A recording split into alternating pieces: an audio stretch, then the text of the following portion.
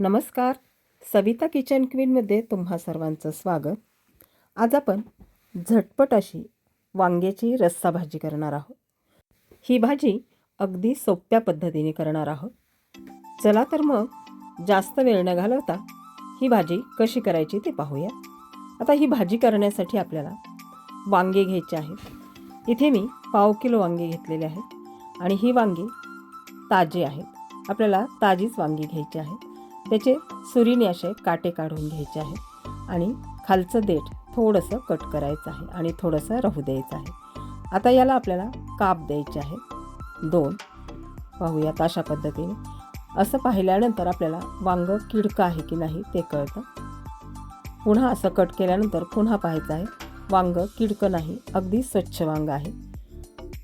पाण्यात मीठ घालायचं आहे आणि अशा पद्धतीची चिरलेली वांगी या पाण्यामध्ये घालायची आहे, म्हणजे वांगी काळी पडणार नाही. सगळी वांगी मी अशी चिरून घेऊन या मिठाच्या पाण्यात घातलेली आहे. त्यानंतर एका कढईमध्ये 2 चमचे तेल घालायचं आहे आणि पाण्यात घातलेली वांगी थोडीशी निथळून घ्यायची आहे आणि त्याला मीठ लावून या तेलामध्ये आपल्याला चांगली परतून घ्यायची आहे. आता ही वांगी परतत असताना आपल्याला ही वांगी 50% शिजून घ्यायची आहे या तेलामध्ये. असं केल्यामुळे वांगे खूप चविष्ट बनतात आणि वांग्याला मीठ लावल्यामुळे वांगे तुरट किंवा सपक लागत नाहीत. वांग्याला अजूनच छान चव येते. आता हे वांगे असे परतल्यानंतर आपण 5 मिनटं झाकण ठेवून द्यायचं आहे आणि वांगे या तेलामध्ये परतून घ्यायचे आहे. वांगे परतत असताना गॅसची फ्लेम मात्र लहानच ठेवायची आहे. आता 5 मिनटानंतर तुम्ही पाहू शकता अगदी 50% आपली वांगे शिजलेले आहे. आता हे वांगे एका प्लेटमध्ये काढून घेऊयात. आता आपल्याला भाजीसाठी एक साधं सिंपल वाटण तयार करून घ्यायचं आहे. त्याच्यामध्ये 2 चमचे सुकं खोबरं किसलेलं घालायचं आहे. त्यानंतर 10 ते 12 लसणाच्या पाकळ्या, थोडंसं अद्रक घालायचं आहे आणि इथे मी कढीपत्ता घालत आहे. त्यानंतर थोडीशी कोथिंबीर घालत आहे. आता हे छानपैकी बारीक वाटून घ्यायचं आहे अशा पद्धतीने. कढईमध्ये आपल्याला साधारण 2 चमचे तेल घालायचं आहे. त्यामध्ये थोडीशी मोहरी घालायची आहे.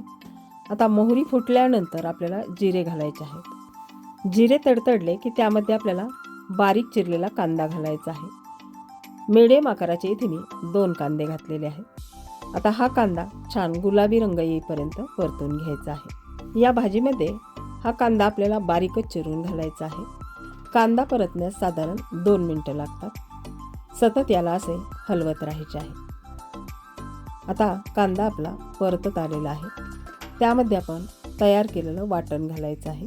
पहा, या वाटणामध्ये आपण खोबरं हे कच्चंच घातलं होतं आणि कढीपत्तासुद्धा कच्चा घातला होता. त्याच्यासाठी आपल्याला या कांद्यामध्ये हा मसाला छान परतून घ्यायचा आहे, म्हणजे भाजीला चव खूप छान येईल. आता कांदा आणि वाटण परतत असताना गॅसची फ्लेम मात्र आपल्याला लहान ठेवायची आहे, कारण खोबरं हे लवकर करपते. त्यानंतर आपण याच्यामध्ये काही पावडर मसाले घालणार आहोत. अगदी छोट्या चमच्याने 1/2 चमचा हळद घालायची आहे. रोजच्या वापरातलं 1 चमचा लाल तिखट घालायचं आहे. गरम मसाला इथे मी 1 चमचा घालत आहे. त्यानंतर कश्मीरी लाल तिखट 1 छोटा चमचा भरून घालत आहे आणि कांदा लसूण मसाला आपल्याला यामध्ये 1 मोठा चमचा भरून घालायचा आहे, म्हणजे भाजी ही मस्त चमचमीत होते. आता हे मसाले कांद्यासोबत छानपैकी परतून घ्यायचे आहे. त्यानंतर धणे जिरे पावडर इथे मी अर्धा चमचा घालत आहे. आता शेंगादाण्याचा कूट घालायचा आहे. शेंगादाण्याचा कूट आपल्याला फार घालायचा नाही. इथे मी 2 ते 2.5 चमचे शेंगादाण्याचा कूट घालत आहे आणि तो या मसाल्यांसोबत छान परतून घ्यायचा आहे. आता शेंगादाण्याचा कूट या मसाल्यांसोबत परतला म्हणजे भाजी आपली मस्त चमचमीत आणि खमंग होते. आता या स्टेपला आपण परतून घेतलेली वांगी या कढईमध्ये घालायची आहेत आणि या मसाल्यांसोबत हे वांगे चांगली परतून घ्यायचे आहेत. आता त्यानंतर आपल्याला गरम पाणी घालायचं आहे. गरम पाणी घातल्यामुळे भाजी आपली चवदार तर बनतेच, शिवाय भाजीला तर्रीसुद्धा चांगली येते. यामध्ये आपल्याला चवीनुसार मीठ घालायचं आहे आणि चांगली मिक्स करून याला आपल्याला शिजवून घ्यायचे आहे. बरं, शिजवताना गॅसची फ्लेम मात्र आपल्याला लहानच ठेवायची आहे. भाजी आपल्याला किती दाट किंवा घट्ट पातळ पाहिजे त्या प्रमाणात आपण पाणी घालायचं आहे. लक्षात घ्या, हे वांगे आपण 50% शिजून घेतलेले आहे, त्यामुळे शिजण्यास याला जास्त वेळ लागत नाही. अगदी 5च मिनिटात ही भाजी शिजते. आता ही वांग्याची भाजी शिजलेली आहे, त्यावर कोथिंबीर घालूयात आणि डिशमध्ये घालून सर्व करूया. इथे आपली झटपट अशी सोप्या पद्धतीची वांग्याची भाजी तयार झाली आहे. अशाच पद्धतीची भाजी तुम्ही नक्की करून पहा. आवडल्यास मला कमेंट करा. पुन्हा भेटूयात अशाच मस्त रेसिपीमध्ये.